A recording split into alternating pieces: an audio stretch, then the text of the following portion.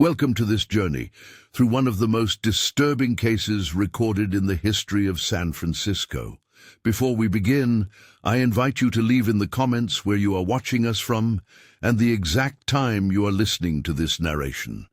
We are interested in knowing to what places and at what times of day or night these documented accounts reach. The auction block stood in Portsmouth Square on a fog-heavy morning in 1850. San Francisco had swollen beyond recognition in the 2 years since gold had been discovered in the American River. What had been a sleepy Mexican settlement of 800 souls now housed over 25,000 fortune seekers, merchants, and opportunists from every corner of the earth. The city's growth had been so rapid that conventional social structures had crumbled, leaving behind a lawless frontier where anything could be bought, sold, or traded for the right price. Among the crowd that gathered that October morning was Beatrice Holloway, a woman whose husband had died of cholera just 3 months prior. At 32 years of age, she possessed the kind of composed beauty that drew attention even in a city where women were outnumbered 10-1. Her late husband, Marcus Holloway, had been one of the fortunate few who had struck it rich in the goldfields of Coloma before succumbing to disease. His death had left Beatrice not only grieving, but also in possession of a considerable fortune and a large wooden house on Stockton Street. The auction that morning was not for livestock or mining equipment, as many might have expected.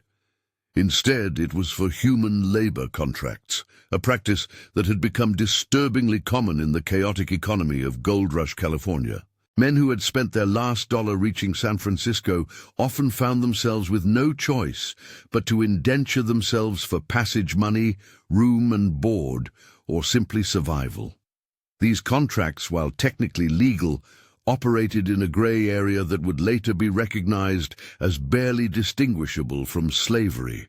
Elias Trumbull stood among the dozen men waiting to be bid upon. At 28, he possessed the kind of rugged handsomeness that had served him well in his previous life as a farmhand in Ohio. Dark hair fell across a strong brow, and his hands bore the calluses of honest work. He had arrived in California 6 months earlier with high hopes and a small inheritance from his deceased father, only to lose everything in a failed mining venture near Hangtown. Desperation had driven him to this humiliating circumstance, standing before a crowd while an auctioneer listed his physical attributes like those of a prize bull. The bidding for Elias began at $50. Several mine operators raised their paddles, recognizing good muscle when they saw it. A boarding house owner offered $75, citing the need for strong backs to help with construction. But as the price climbed past $100, many bidders began to drop out. It was then that Beatrice Holloway raised her delicate gloved hand for the first time. The crowd turned to look at her with mixture of surprise and curiosity. Women rarely participated in such auctions, and when they did, it was usually for domestic servants or seamstresses. The auctioneer, a portly man named Samuel Briggs, seemed momentarily taken aback before calling out her bid of $125. A murmur rippled through the assembled crowd. Several men exchanged knowing looks, their expressions suggesting they understood something that others did not. In a city where respectable women were scarce and lonely men outnumbered them dramatically, certain assumptions were quick to form. But Beatrice maintained her composure, her face revealing nothing of her intentions as the bidding continued. The price climbed steadily. $150, $175. At $200, only Beatrice and a grizzled mine foreman named Jacob Winters remained in the bidding. When Beatrice calmly raised her hand to offer $225, Winters shook his head in disgust and walked away. The sum was more than most men earned in 6 months of back-breaking labor in the mines. Elias Trumbull felt his stomach tighten as the auctioneer's hammer fell. He had expected to be purchased by a mining company or perhaps a construction crew. The prospect of working for a wealthy widow in a city notorious for its moral flexibility filled him with both hope and dread. As he was led down from the platform, their eyes met for the first time. Beatrice's gaze was steady and unreadable, but there was something in her expression that made him look away quickly. The contract Elias signed that afternoon was standard in its basic terms. He would work for Beatrice Holloway for a period of 2 years in exchange for room, board, and $20 monthly wages. The debt he owed for his auction price would be deducted from his earnings at a rate that would ensure his contract lasted the full term. What was unusual were the specific clauses that Beatrice had insisted upon. First, Elias would live in the house on Stockton Street rather than in separate quarters. Second, his duties were described only as general maintenance and assistance to the household, with no specific tasks outlined. Third, and most peculiar, was a clause that forbade him from leaving the property between sunset and sunrise without written permission from his employer. When Elias questioned this unusual restriction, Beatrice's attorney, a nervous man named Theodore Ashworth, assured him it was merely a precaution given the dangerous nature of San Francisco's streets after dark. The Holloway house stood 3 stories tall on a corner lot, an imposing structure of dark wood and tall windows that seemed to watch the street below. It was one of the finest homes in the city, built with money from Marcus Holloway's mining claims and furnished with luxuries shipped around Cape Horn. Heavy velvet curtains hung in the windows, and Persian rugs covered polished wooden floors. The house employed a small staff: Mrs. Sarah Chen, a Chinese cook who spoke little English, and Maria Santos, a young Mexican woman who handled the cleaning and laundry. Elias was given a room on the 2nd floor, just down the hall from Beatrice's private chambers. The room was larger and better appointed than any he had ever occupied, with a proper bed, a washstand, and even a small writing desk. Through his window, he could see the bustling activity of Stockton Street below, where merchants hawked their wares to a constant stream of miners and fortune-seekers. For the first few weeks, life in the Holloway house followed a predictable routine. Elias spent his days performing various tasks around the property: chopping firewood, maintaining the small garden behind the house, running errands in the city center. Beatrice treated him with polite formality, giving him his instructions each morning and otherwise keeping to herself. She spent most of her time in her private sitting room on the 3rd floor, where she claimed to be writing letters to relatives back east. The other servants, Mrs. Chen and Maria, seemed nervous around Elias from the beginning. They would stop talking when he entered a room and avoided meeting his eyes. When he attempted to make conversation with Maria, who spoke passable English, she would only nod and hurry away. Mrs. Chen communicated primarily through gestures and the occasional broken phrase, but Elias noticed she would cross herself whenever Beatrice's name was mentioned. It was during his 3rd week in the house that Elias first noticed the sounds. They began as faint creaking noises from somewhere above his room, usually in the hours just after midnight. At first, he attributed them to the settling of the house's wooden frame, a common occurrence in structures built quickly during the city's rapid expansion. But as the nights passed, the sounds became more distinct and troubling. They seemed to follow a pattern: slow, deliberate footsteps moving back and forth across the floor above. Sometimes they would pause for long periods, then resume with what sounded like the dragging of heavy furniture. On several occasions, Elias thought he heard voices, though he could never make out words or even determine how many people might be speaking.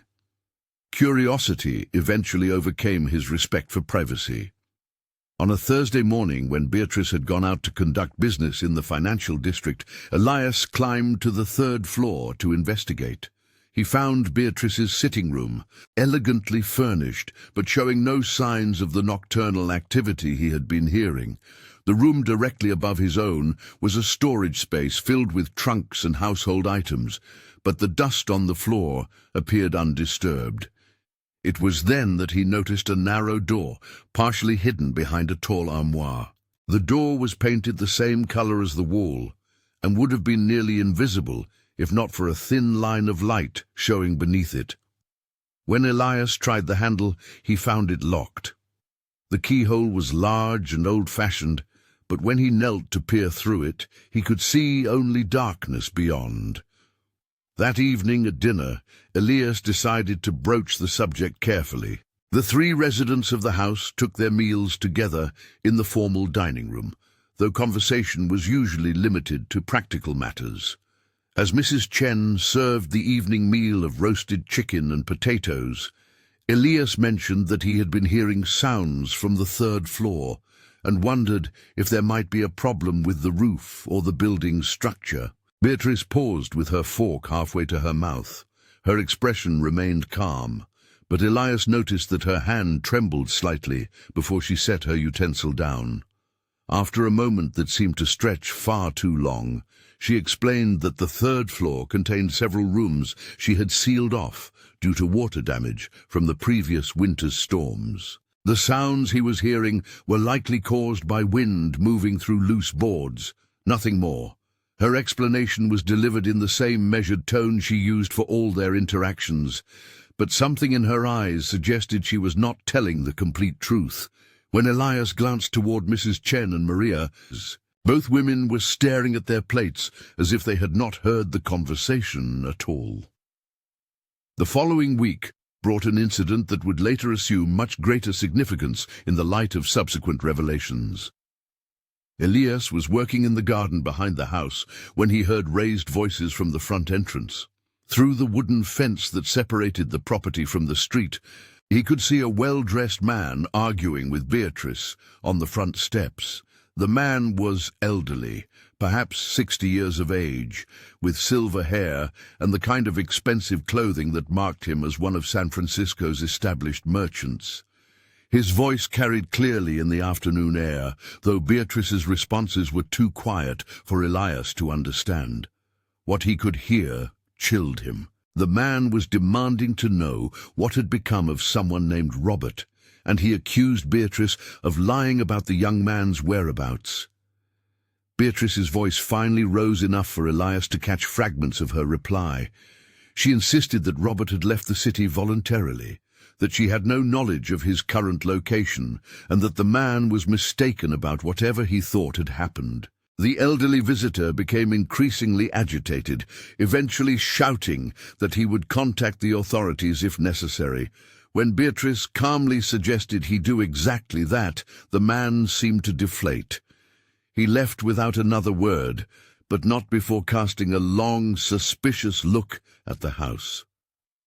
That evening, Beatrice's demeanor was noticeably different. She barely touched her dinner and excused herself early, claiming a headache. Mrs. Chen and Maria exchanged worried glances, but said nothing. Elias found himself wondering about the identity of the mysterious Robert and what connection he might have had to his employer. Sleep came fitfully that night. The sounds from above seemed louder and more frequent than usual, and at one point, Elias was certain he heard what sounded like sobbing. He lay in his bed, staring at the ceiling and trying to convince himself that the noise was merely wind or settling wood. But deep in his mind, a terrible suspicion was beginning to take root. The next morning brought an unexpected visitor to the Holloway house. Sheriff David Morrison arrived just after breakfast, accompanied by a deputy whose nervous demeanor suggested he was new to his position. Morrison was a tall, serious man who had served as one of San Francisco's early lawmen during the chaotic days when vigilante committees had dispensed frontier justice. His reputation for thoroughness and integrity was well known throughout the city. Beatrice received the sheriff in the front parlor, while Elias continued his morning tasks in the garden. Through the open windows, he could hear portions of their conversation. Morrison was investigating a missing person report filed by the elderly man who had visited the day before. The man's name was Edmund Vale, and he was inquiring about his nephew Robert Vale, who had last been seen in Beatrice's company 3 months earlier. According to Sheriff Morrison's questions, Robert Vale had been a young man of 24 who had arrived in San Francisco with modest funds and high hopes. He had reportedly become acquainted with Beatrice through social circles connected to the city's small but growing population of respectable widows and unmarried women. Edmund Vale claimed that his nephew had been planning to propose marriage to Beatrice before his sudden disappearance. Beatrice's responses were calm and consistent. She acknowledged knowing Robert Vale, but insisted their relationship had been merely social. According to her account, Robert had mentioned plans to try his luck in the gold fields around Nevada City and had left San Francisco without informing anyone of his specific destination. She expressed surprise and concern that he had not maintained correspondence with his uncle, but suggested that many young men became so absorbed in their mining ventures that they lost touch with family back home. Sheriff Morrison's questioning continued for nearly an hour. He asked about the last time Beatrice had seen Robert, whether he had left any possessions in her care, and if she knew of any debts or other troubles that might have prompted his sudden departure. To each question, Beatrice provided reasonable answers that painted a picture of a restless young man seeking fortune in the gold country. When the sheriff finally departed, he seemed satisfied with Beatrice's account. Elias watched through the window as Morrison and his deputy walked down Stockton Street, their conversation too distant to overhear. But something in the sheriff's posture suggested the investigation was far from closed. That afternoon, while Beatrice was attending to business in the city center, Elias made a discovery that would haunt him for the remainder of his contract. He had been tasked with organizing some of the storage areas in the basement when he noticed an unusual smell coming from behind a stack of wooden crates. The odor was faint, but unmistakable, the sweet, cloying scent of decay. Moving the crates revealed a section of the basement wall where the stones seemed newer than those around them. The mortar between these stones was a different color, suggesting recent work. When Elias pressed his ear against the wall, he thought he could detect a slight difference in sound, as if there might be a hollow space beyond. His hands shook as he replaced the crates exactly as he had found them. The implications of what he had discovered were too terrible to contemplate, yet impossible to ignore. As he climbed the stairs back to the main floor, every sound in the house seemed amplified and threatening. The tick of the grandfather clock in the front hall sounded like the beating of an enormous heart. That evening's dinner was a torture of forced normalcy.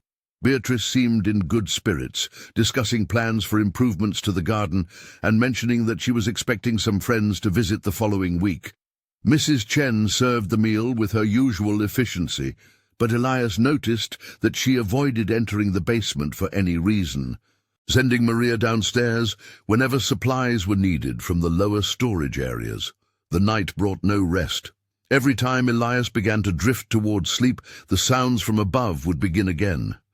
But now they took on a different character in his mind. What had once seemed like footsteps now sounded like pacing, as if someone were trapped and desperate to escape.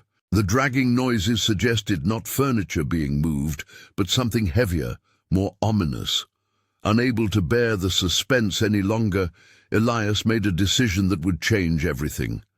Near midnight, when the house had been quiet for nearly an hour, he crept from his room and climbed the stairs to the 3rd floor. The floorboards creaked under his feet despite his efforts to move silently, and he paused frequently to listen for any sign that his movement had been detected. The storage room was dark and still, illuminated only by faint moonlight filtering through a small window. Elias made his way to the hidden door behind the armoire, his heart pounding so loudly he was certain it could be heard throughout the house. The door remained locked, but the keyhole that had shown only darkness before now revealed a thin sliver of light from beyond. Kneeling carefully, Elias pressed his eye to the opening. What he saw in that moment would remain burned into his memory for the rest of his life. The room beyond was small and windowless, lit by a single oil lamp hanging from the ceiling. Chained to the far wall was a figure that had once been a young man, though weeks of captivity had reduced him to a skeletal shadow of humanity. The man's clothes were torn and filthy, his face gaunt with starvation and despair. When he shifted slightly in his bonds, Elias could see that his wrists were raw and bleeding from attempts to escape. Most horrifying of all were his eyes, wide, staring, and filled with a madness that spoke of unspeakable suffering. As Elias watched in frozen horror, the captive suddenly looked directly toward the keyhole, as if sensing he was being observed. Their eyes met for a single terrible moment before the young man opened his mouth and began to scream. The sound was muffled by the heavy door, but in the silence of the night it seemed impossibly loud.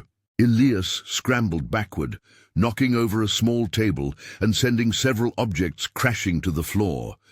The noise echoed through the house like thunder, and he knew his presence had been discovered. Footsteps could be heard from the floor below, moving rapidly toward the stairs. In desperation, Elias rushed to the window of the storage room and looked down at the street below. The drop was too far to survive, and the neighboring houses offered no refuge. He was trapped on the third floor with nowhere to run and no way to explain what he had been doing there.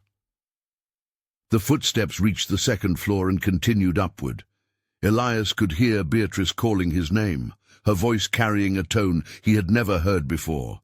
Cold, dangerous, and utterly without mercy. In that moment, he understood that the woman who had purchased his contract was something far worse than he had ever imagined. As the footsteps reached the third-floor landing, Elias made the only choice available to him. He positioned himself behind the door of the storage room and waited, holding his breath and praying that somehow he might escape this nightmare alive. The door opened slowly, and Beatrice entered, carrying a small pistol in her hand. She was no longer the refined widow who took tea in the parlor and discussed garden improvements. Her hair was disheveled, her nightgown stained, and her eyes held a wild gleam that spoke of madness, barely held in check. She moved carefully through the room, checking behind furniture and in corners where someone might hide. When she reached the area near the hidden door, she paused and tilted her head, listening intently. The captive behind the wall had fallen silent, but the damage was already done. Beatrice slowly turned toward the armoire, and Elias knew she was aware of the hidden room's exposure. When she spoke, her voice was barely above a whisper, but each word carried the weight of absolute certainty. "I know you're here, Elias. I know what you've seen. There's no point in hiding any longer." The silence stretched between them like a taut rope ready to snap. Elias remained motionless, hoping against hope that she might be bluffing, that somehow he could still escape detection. But Beatrice had been playing this deadly game for far longer than he could have imagined. She raised the pistol and pointed it directly at the spot where he was concealed. Her finger tightened on the trigger, and Elias realized that his time as her unwilling employee was about to come to a violent end. In the seconds before she fired, a sound from outside the house caused her to pause. Voices could be heard from the street below, and the distinctive clip-clop of horses' hooves suggested that riders were approaching. Beatrice moved to the window and peered down at the street, her weapon still trained in Elias's direction. What she saw there caused her expression to change from confidence to alarm. Sheriff Morrison had returned, this time with several deputies and what appeared to be a search warrant. The investigation into Robert Vale's disappearance had taken a more serious turn, and the law was finally closing in on the secrets of the Holloway house. Beatrice looked back toward Elias's hiding place, her face now showing calculation rather than rage. The sound of the front door being forcibly opened echoed through the house, followed by heavy footsteps and authoritative voices. She had only moments before the authorities reached the third floor. In a movement so quick that Elias barely had time to register it, Beatrice raised the pistol to her own temple. The shot that followed was deafeningly loud in the confined space, and her body crumpled to the floor in a spreading pool of blood. The weapon clattered across the wooden boards, coming to rest near Elias's feet. The sounds from below intensified as Sheriff Morrison and his men rushed toward the source of the gunshot. Elias emerged from his hiding place, his hands shaking uncontrollably as he stared at Beatrice's lifeless form. The nightmare was over, but its revelations were only beginning. When Morrison burst into the storage room minutes later, he found Elias standing over the body. Still in shock from what he had witnessed, the sheriff's experienced eyes took in the scene quickly: the overturned furniture, the hidden door behind the armoire, and the obvious signs that something terrible had been concealed in this house for months. The rescue of Robert Vale from his underground prison was accomplished within the hour, though the young man's physical and mental condition suggested he would never fully recover from his ordeal. Medical attention revealed that he had been systematically starved and tortured, kept alive through the minimal care necessary to prevent his death while maximizing his suffering. Investigation of the basement revealed the full extent of Beatrice's crimes. Behind the newly mortared wall, authorities discovered the remains of at least 3 other young men, all bearing signs of prolonged captivity and eventual murder. Each had been reported missing over the previous 2 years, their disappearances attributed to the dangerous conditions and transient population of Gold Rush San Francisco. The subsequent investigation revealed that Beatrice Holloway had been operating what could only be described as a systematic program of kidnapping, torture, and murder. Using her wealth and social position as cover, she had targeted young men who were new to the city and unlikely to be immediately missed. Her method was always the same: develop a social relationship, isolate the victim from any friends or family, and then gradually transition them from guest to prisoner. Documents found in her private papers suggested that she had developed an elaborate fantasy life around her crimes. She viewed herself as a collector of beautiful men, preserving them like specimens in her private museum of human suffering. The psychological profile that emerged painted a picture of someone whose grief over her husband's death had twisted into something monstrous and inhuman. Mrs. Chen and Maria were questioned extensively about their knowledge of their employer's activities. Both women claimed to have suspected something was wrong, but insisted they had been too frightened to speak out. Mrs. Chen, speaking through a translator, revealed that she had been forbidden from entering certain areas of the house and had been threatened with violence if she asked questions about the sounds she heard at night. Maria's testimony provided additional details about Beatrice's methods. She had observed her employer drugging drinks served to male visitors and had seen evidence of restraints and other implements that could only have been used for torture. Like Mrs. Chen, she had remained silent out of fear for her own safety, knowing that challenging Beatrice would likely result in her own disappearance. The trial that followed, though brief due to Beatrice's death, became a sensation in the San Francisco newspapers. The case was used as an example of how the chaos and lawlessness of the Gold Rush period had allowed monsters to operate with impunity. Editorial writers called for stronger law enforcement and better protection for the vulnerable populations that flocked to California seeking fortune. Elias Trumbull's testimony provided the most detailed account of life inside the Holloway house during its final weeks. His survival was attributed to a combination of luck and the fact that Beatrice had apparently been planning to keep him alive longer than her previous victims. Whether this was due to genuine attraction, a desire to prolong her game, or simply the disruption caused by the investigation would never be known.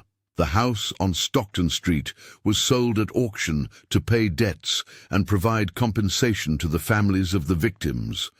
The new owners, a merchant family from Boston, reported no unusual occurrences and seemed unaware of the building's horrific history.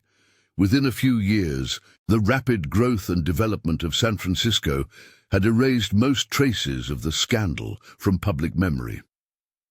Robert Vale survived his captivity, but never fully recovered his mental faculties. His uncle Edmund took him back east, where he spent his remaining years in a private sanitarium outside Philadelphia. He died in 1863, having never been able to provide a complete account of his experience in the hidden room above the Holloway house. Elias completed his contract term working for the San Francisco municipal government, helping to establish some of the city's first formal record-keeping systems. He never married and rarely spoke about his time with Beatrice Holloway. In 1855, he left California and returned to Ohio, where he lived quietly on a small farm until his death in 1892. The case of Beatrice Holloway was officially closed with her death, but questions remained about the full extent of her crimes. Investigators believed that the number of victims might have been higher than the physical evidence suggested, as many young men who disappeared during the gold rush period were never reported missing due to the transient nature of the population. In 1868, during renovation work on several buildings in the Stockton Street area, workers discovered additional human remains that bore similarities to those found in the Holloway house. However, by that time, most of the officials involved in the original investigation had died or moved away, and the discovery was attributed to the general violence and lawlessness of the early gold rush period, rather than to any specific perpetrator. The auction house, where Beatrice had purchased Elias's contract, continued to operate for several more years before being shut down by territorial authorities, who finally recognized the practice as a form of slavery. Many of the men who had been sold through such auctions disappeared into the mines and settlements of the California interior, their fates unknown and largely unrecorded. Sheriff Morrison retired from law enforcement in 1858 and wrote a memoir that included a chapter about the Holloway case. His account provided additional details about the investigation, including evidence that had not been presented during the official proceedings. According to Morrison, Beatrice had maintained detailed journals describing her crimes, but these documents had been destroyed by order of the territorial government to prevent them from inspiring copycat killers. The site of the original auction block in Portsmouth Square was eventually covered by new construction as San Francisco continued its rapid expansion. By the 1870s, few residents remembered the location's connection to the human trafficking that had briefly flourished during the city's lawless early years. Today, visitors to San Francisco walk past the area where the Holloway house once stood without any knowledge of the horrors that occurred there more than 170 years ago. The building that now occupies the site is a modern office complex, its gleaming glass and steel facade offering no hint of the dark secrets buried beneath layers of urban development. The case remains one of the most disturbing examples of how the chaos and opportunity of the American frontier could create conditions where predators thrived undetected. In a city where sudden wealth and mysterious disappearances were commonplace, it took extraordinary circumstances for the truth about Beatrice Holloway to emerge from the shadows where it had been hidden. And perhaps, in the fog that still rolls in from San Francisco Bay on certain nights, there are those who claim to hear echoes of sounds that should have been silenced long ago. The creak of floorboards overhead, the rattle of chains, and the whispered pleas of voices that were never meant to be heard again.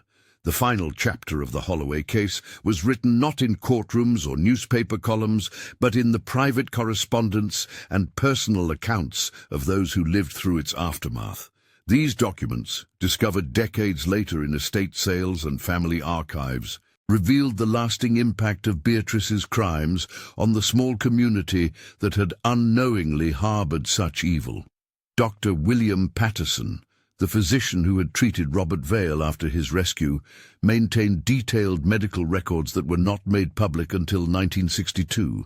His notes described injuries consistent with prolonged captivity and systematic abuse, including evidence of deliberate starvation, sleep deprivation, and psychological torture, designed to break the victim's will while keeping him alive. Patterson's conclusion was that Vale had been used as a subject for experiments in human endurance and suffering, suggesting a level of calculated cruelty that went beyond simple sadism. The doctor's private journal, found among his papers after his death in 1889, revealed his belief that Beatrice Holloway had been methodically studying the effects of various forms of torture on the human mind and body. He theorized that her background as the wife of a successful businessman had given her access to medical and scientific literature that she had perverted for her own purposes. Patterson wrote that Vale's injuries showed a sophisticated understanding of human anatomy and psychology that could only have come from careful study and experimentation.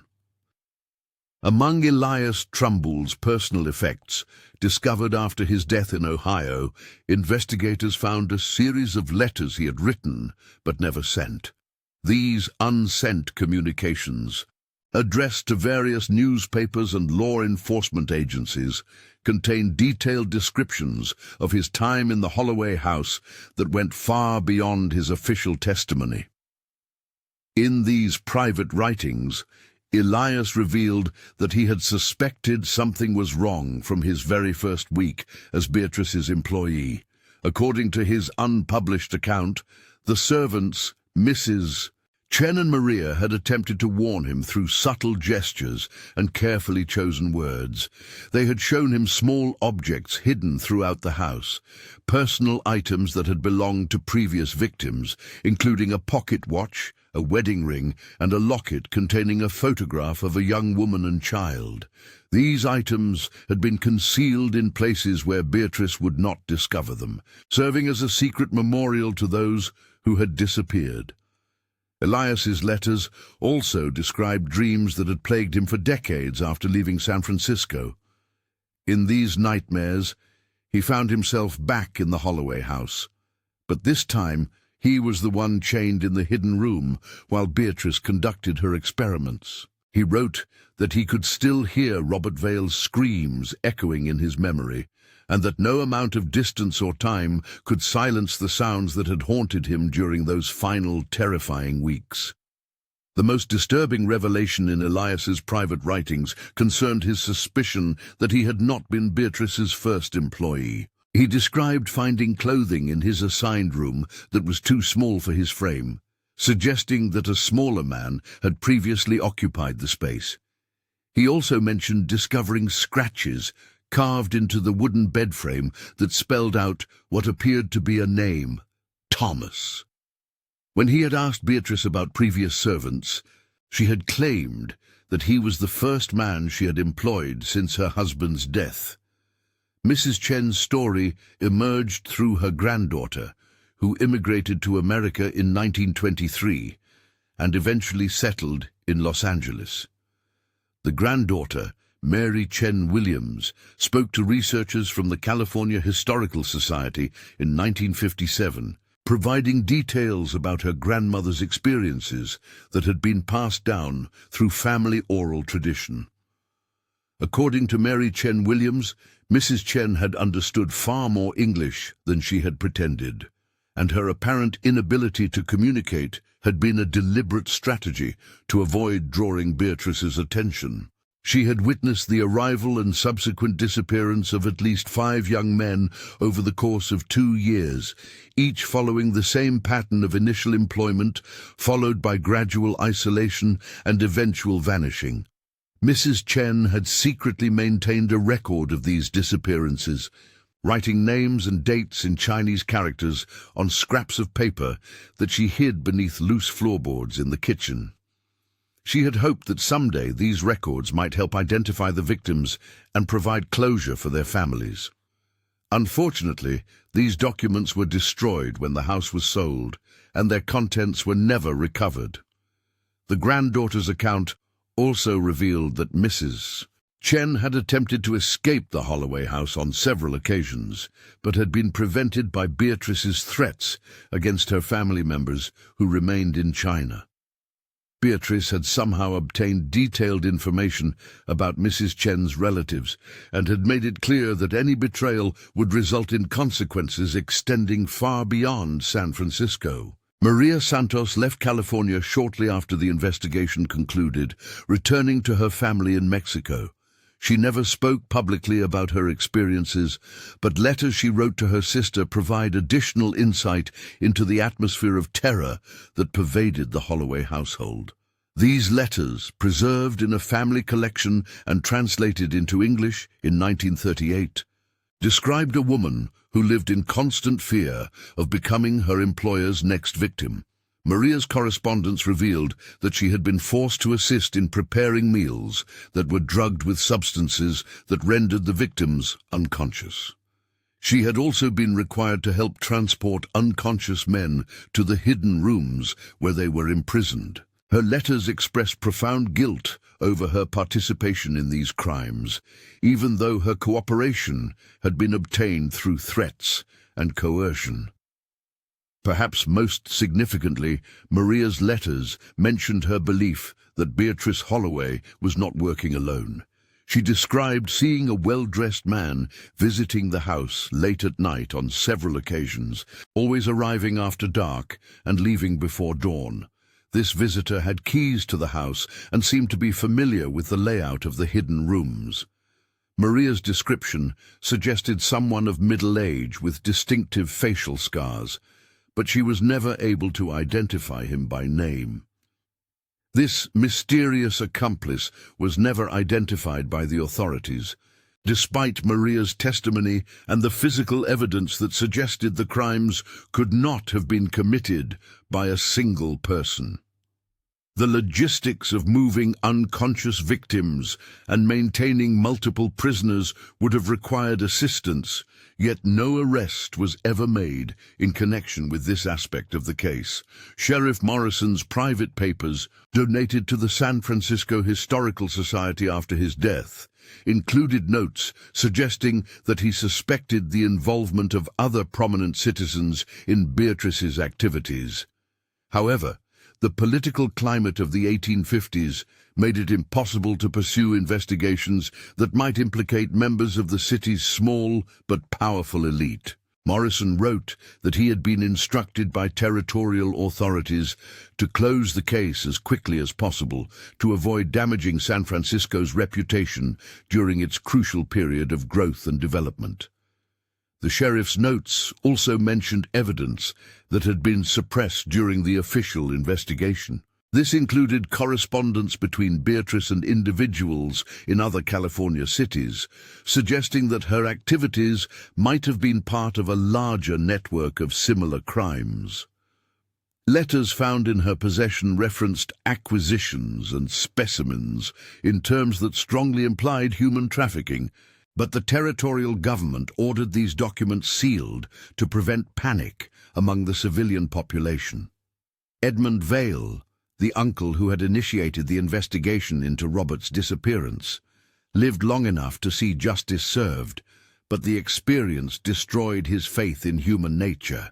His will, probated after his death in 1871, included a provision establishing a fund to assist families searching for missing relatives in California. The Edmund Vail Foundation continued to operate until 1928, helping to reunite hundreds of families separated by the chaos of westward expansion. Vail's personal diary, discovered in his Philadelphia home after his death, revealed his belief that Robert's suffering had been caused not just by one deranged individual, but by a society that had been too focused on material gain to notice the evil growing in its midst. He wrote extensively about his conviction that the gold rush had created moral conditions that allowed predators to flourish while their victims were forgotten or ignored. The diary also contained Vail's reflections on his nephew's condition during the years following his rescue. Robert had been left with severe psychological damage that manifested in an inability to sleep in enclosed spaces, violent reactions to unexpected sounds, and periods of catatonia that could last for days. Vail described watching his nephew waste away despite the best medical care available, dying not from his physical injuries, but from wounds to his spirit that could never heal. Dr. Patterson's treatment records for Robert Vail became the subject of academic study in the early 20th century, when psychiatrists began to understand what would later be termed post-traumatic stress disorder. Robert's symptoms, meticulously documented by Patterson, provided early clinical evidence of the long-term effects of psychological torture on the human mind. His case was cited in medical literature as late as 1965, when researchers were studying the psychological impact of prisoner-of-war experiences during World War II. The building that replaced the Holloway House was constructed in 1873 by a banking family that had relocated from New York. The Walsh family lived there for nearly 40 years without incident, but their servants reported strange occurrences that were attributed to the building's history.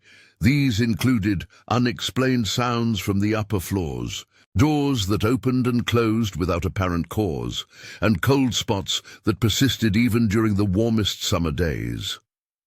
Sarah Walsh, the banker's daughter, kept a detailed household journal that recorded these disturbances. Her entries, preserved in the family archives at Stanford University, describe servants who refused to work alone in certain areas of the house and guests who complained of feeling watched while sleeping in the upper-floor bedrooms. Sarah herself reported dreams in which she heard voices calling for help from somewhere within the walls of the house. The Walsh family sold the property in 1914, citing business reasons for their relocation to Los Angeles. However, family letters suggest that the decision was influenced by increasingly frequent disturbances that had begun to affect the mental health of household members. The house was demolished in 1926 to make way for commercial development, and workers reported finding additional human remains during the excavation process. These newly discovered remains were never officially identified, as the original investigation files had been lost in the Great San Francisco Earthquake and Fire of 1906. The bones were quietly interred in a municipal cemetery without ceremony or public notice, joining the countless other unnamed victims of California's violent frontier period. The auction house where Elias had been sold continued to operate under different ownership until 1887. When federal authorities finally shut down the last vestiges of the contract labor system in California. Records from the business, preserved in the National Archives, showed that more than 3,000 men had been sold through such auctions during the gold rush period, with fewer than half ever completing their contracts or being heard from again. Many of these missing men were simply assumed to have died in mining accidents or abandoned their obligations to seek better opportunities elsewhere. The true fate of those who disappeared into situations like Elias's will never be known, but historians now believe that predators like Beatrice Holloway were not unique, and that the chaos of rapid westward expansion provided cover for numerous similar crimes. The legacy of the Holloway case extended beyond its immediate victims to influence the development of missing person investigation procedures in California. Sheriff Morrison's recommendations, based on his experience with the case, led to the establishment of better record-keeping systems for tracking the movements of transient populations. These improvements, implemented gradually over the following decades, helped prevent similar cases from going undetected for extended periods. Modern criminologists have studied the Holloway case as an early example of serial killing, motivated by psychological rather than material factors. Beatrice's crimes differed from the more common frontier violence of her era in their systematic nature and the apparent pleasure she derived from her victims' suffering. Her methods showed characteristics that would later be recognized as typical of organized serial killers: careful victim selection, elaborate planning, and the creation of a controlled environment for prolonged torture. The case also highlighted the vulnerability of immigrant and transient populations during periods of rapid social change. The victims' isolation from family and community connections made their disappearances less likely to be investigated, while the perpetrator's social standing provided protection from suspicion. These dynamics would be repeated in other historical cases of serial violence against marginalized populations. In 1962, the centennial of the California Historical Society prompted renewed interest in the Holloway case. Researchers attempting to compile a comprehensive record of Gold Rush-era crimes discovered that official documents related to the investigation had been deliberately destroyed or hidden. This cover-up was attributed to the territorial government's concern about discouraging further immigration to California during its crucial period of development. The few surviving documents painted a picture of crimes far more extensive than had been publicly acknowledged. References to similar cases in Sacramento, Stockton, and other California cities suggested that Beatrice Holloway might have been part of a network of individuals engaged in systematic human trafficking and murder. However, the destruction of records made it impossible to determine the full scope of these activities or identify other perpetrators. Contemporary accounts from newspaper archives revealed that several other wealthy widows and unmarried women in California cities had been investigated for suspicious circumstances surrounding the disappearances of young male employees or companions. In most cases, these investigations were quietly dropped without charges being filed, suggesting that social and political pressures prevented thorough examination of crimes committed by members of the established elite. The psychological profile of Beatrice Holloway, reconstructed from surviving evidence by modern criminal psychologists, revealed a complex individual whose crimes were motivated by a combination of sexual sadism, power fantasies, and deep-seated rage against the male gender. Her targeting of attractive young men suggested that her husband's death had triggered a psychological breakdown that manifested in the systematic destruction of surrogates for the source of her loss. Analysis of her methods showed sophisticated planning and an understanding of human psychology that was unusual for the time period. Her ability to maintain a facade of respectability while conducting prolonged torture sessions demonstrated a level of compartmentalization typically associated with psychopathic personality disorders. The fact that she was able to operate for at least 2 years without detection spoke to both her cunning and the social conditions that protected her from scrutiny. The final documented reference to the Holloway case appeared in a 1968 dissertation written by a University of California graduate student studying frontier violence. The researcher, James Morrison, no relation to Sheriff Morrison, had uncovered evidence suggesting that Beatrice's crimes had inspired copycat killers in other parts of the American West. However, his research was never published, and his papers disappeared after his death in a car accident in 1971. Today, the site where the Holloway house once stood is occupied by a modern office building housing technology companies and financial services firms. Employees working in the upper floors sometimes report unexplained temperature fluctuations and electronic equipment malfunctions that building engineers cannot explain. These incidents are generally attributed to the building's aging infrastructure, though a few longtime San Francisco residents still whisper about the dark history buried beneath layers of urban progress. The names of Beatrice Holloway's victims, except for Robert Vale, were never officially recorded. They remain unknown casualties of a time when human life was cheap and justice was often arbitrary. Their stories died with them in the hidden rooms of a house that no longer exists, their suffering witnessed only by the woman who inflicted it and the servants who were too terrified to speak. In the end, the case of the widow who bought the handsomest miner at auction serves as a reminder that evil can flourish in any time and place where society's protections fail the most vulnerable. The gold rush created unprecedented opportunities for both fortune and exploitation, and in the chaos of rapid change, monsters like Beatrice Holloway found the perfect conditions to pursue their darkest impulses.